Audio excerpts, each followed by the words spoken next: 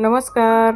आज आपण रक्षाबंधन स्पेशल एकदम दुकानासारखी पांढरी शुभ्र आणि तोंडात टाकताच विरघळणारी मऊसूत अशी नारळाची बर्फी बनवणार आहोत. कुठलाही सण असो किंवा काही गोड खाण्याची इच्छा असेल तर अगदीच 10 ते 15 मिनिटात ही नारळाची बर्फी बनवता येते. तुमची जर बर्फी एकदम कोरडी आणि कडक होत असेल तर या व्हिडिओमध्ये भरपूर अशा टिप्स सांगितलेल्या आहे, त्यामुळे व्हिडिओ शेवटपर्यंत नक्की पहा. चला तर मग वेळ न घालवता लगेचच रेसिपीला सुरुवात करूयात. ओल्या नारळाची बर्फी बनवण्याकरता आपल्याला खोबऱ्याचा जो पाटचा काळसर भाग आहे तो काढून टाकायचा आहे आणि मिक्सरमधून चालू बंद मोडवरती अशा पद्धतीने खोबरं आपल्याला बारीक करून घ्यायचं आहे. गॅसवरती कढईमध्ये एक छोटा चमचा तूप घालून यामध्ये बनवलेल्या ओल्या नारळाची चव घालायची आहे आणि ही छान अशी अर्धा मिनिट अशी परतून घ्यायची आहे. नंतर यामध्ये याच वाटीने अर्धी वाटी एवढे आपल्याला गरम दूध घालायचं आहे. तर थंड दूध यामध्ये वापरायचं नाही. आता दूध आटेपर्यंत हा नारळाचा चव दुधामध्ये छान असा शिजवून घ्यायचा आहे. 4 ते 5 मिनिटांनी यामधील दूध पूर्णपणे आटलेलं आहे. यानंतर यामध्ये साखर घालायची आहे.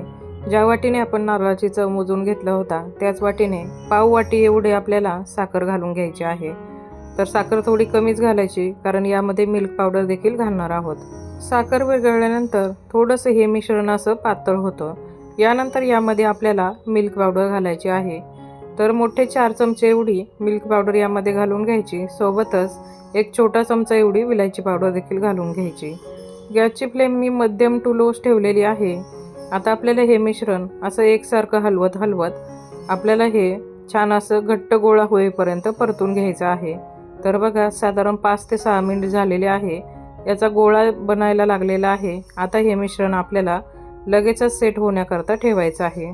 माझ्याकडे असा हा मोतीचूर लाडूचा बॉक्स आहे, तर यामध्येच मी ही बर्फी बनवणार आहे. तुमच्याकडे जर असा बॉक्स नसेल तर तुम्ही एखाद्या ताटामध्ये ही बर्फी बनवू शकता. फक्त ताटाला छान असं तूप लावा किंवा बटर पेपर लावा. बॉक्समध्ये खाली मी बटर पेपर घातलेला आहे, म्हणजे बर्फी आपल्याला अगदी सहज बाहेर काढता येईल. तर गरम गरम असतानाच आपल्याला हे मिश्रण पटकन असं थापून घ्यायचं आहे, म्हणजेच एकसारखं असं करून घ्यायचं आहे. तुमच्याकडे जर असं स्पॅच्युला नसेल तर एखाद्या वाटीला बाहेरच्या साईडला तूप लावून अशा पद्धतीने ते व्यवस्थित बर्फी सेट करून घ्या. तुम्ही जर चॅनलवरती नवीन असाल तर चॅनलला सबस्क्राईब नक्की करा. यानंतर ही बर्फी आपल्याला 10 मिनिट थंड करून घ्यायची आहे. थोडीशी गरम असतानाच सुरीच्या मदतीने आपल्याला कट करून घ्यायची आहे. पूर्ण थंड झाल्यानंतर ही व्यवस्थित वडी कापली जात नाही, त्यामुळे आपल्याला थोडीशी कोमट असतानाच वड्या पाडून घ्यायच्या आहे. खूप सोपी रेसिपी आहे, एकदम झटपट 10 ते 15 मिनिटात बनते. त्यामुळे या रक्षाबंधनला तुम्ही अशा वड्या नक्की बनवा. तुम्ही कुठून हा व्हिडिओ पाहताय आणि तुमचं नाव काय हे नक्कीच खाली कमेंट्स बॉक्समध्ये सांगा. तसेच रेसिपी आवडली असेल तर एक लाईक नक्की करा. साधारण मध्यम चौकोन साईजच्या या बर्फी मी कट करून घेतलेल्या आहे. तुम्ही तुमच्या आवडीप्रमाणे लहान मोठ्या कुठल्याही आकारामध्ये या बर्फी कट करून घेऊ शकता. यानंतर या बॉक्सचं झाकण बसून घ्यायचं आहे आणि कमीत कमी 5 ते 6 तासासाठी हे थंड होण्याकरता ठेवायचं आहे. ही बर्फी मी रात्री बनवल्यामुळे आता सकाळी तुम्हाला साधारण 12 ते 13 तास झालेले आहे.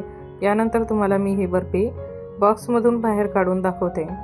बर्फी मस्त अशी सेट झालेली आहे, तुम्ही इथे पाहू शकता. बघता क्षणी कोणालाही खावीशी वाटेल एवढी मऊसूत आणि पांढरी शुभ्र बर्फी तयार होते. तर इथे माझा मुलगा बाजूलाच उभा आहे, त्याला देखील ही बर्फी खायची होती, म्हणून त्यालाही मी ही बर्फी दिली. तर तुम्ही इथे पाहू शकता एकदम मऊसूत अशी बर्फी तयार होते. बरं, ही बर्फी साधारण 10 ते 15 दिवस अगदी आरामशीर टिकते. या रक्षाबंधनला अशी ही नारळाची बर्फी नक्की बनवून पहा आणि तुमची रेसिपी कशी झाली मला कमेंट बॉक्समध्ये नक्की सांगा. परत भेटूयात अशाच एका नवीन रेसिपीसोबत. तोपर्यंत धन्यवाद.